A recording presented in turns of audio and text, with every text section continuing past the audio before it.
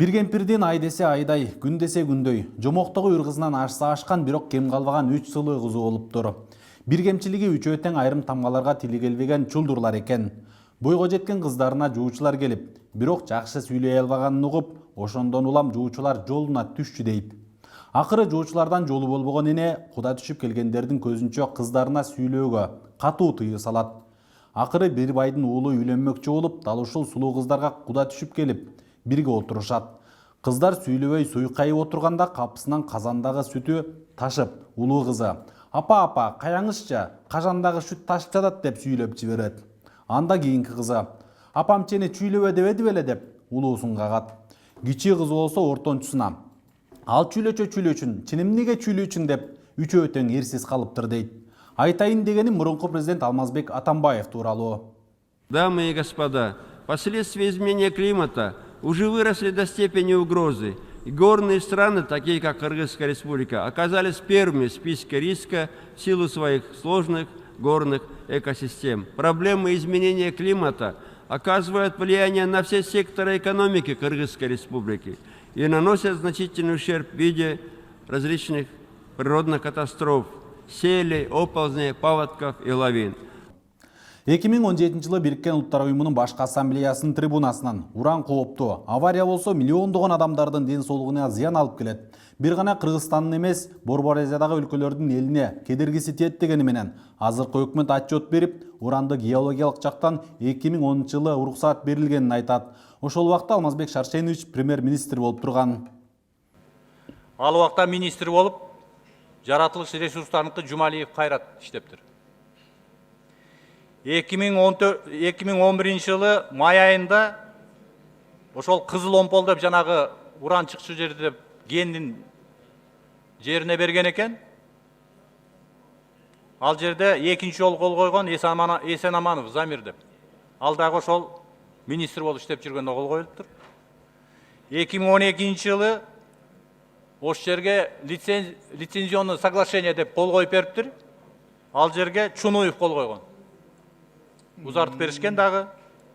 2014 жылы 2015 жылга чейин узартууну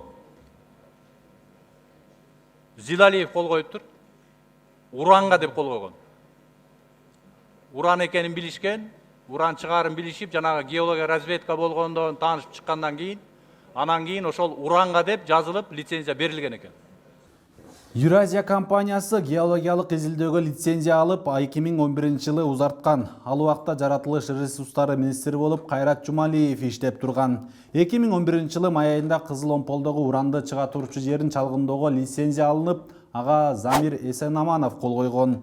2012 жылы дагы узартып, ага Ишимбай Чунуев кол койсо, арадан антип-минтип отуруп 2 жыл өтүп, 2014, 2015, 2016 жылы лицензияны узартууга ошол убактагы жетекчи Дүйшенбек Зилалиевдин тиешеси бар.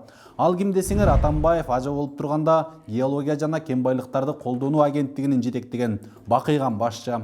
Кезинде интернет булактарында чет өлкөдө буканын умасын кармап сүрөткө түшкөнү менен эсте калган.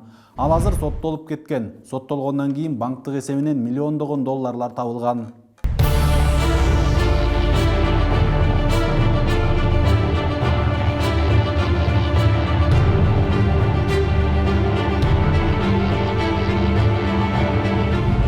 Айрым маалымат булактарында уран казуудагы маселе СССРдин убагында Кыргызга башчы болгон Турдакын Усубалиевден башталып, Акаев, Бакиев, Отунбаева, андан кийинки Алмазбек Атамбаев, азыркы президент Сооронбай Жээнбековго чейин уланууда.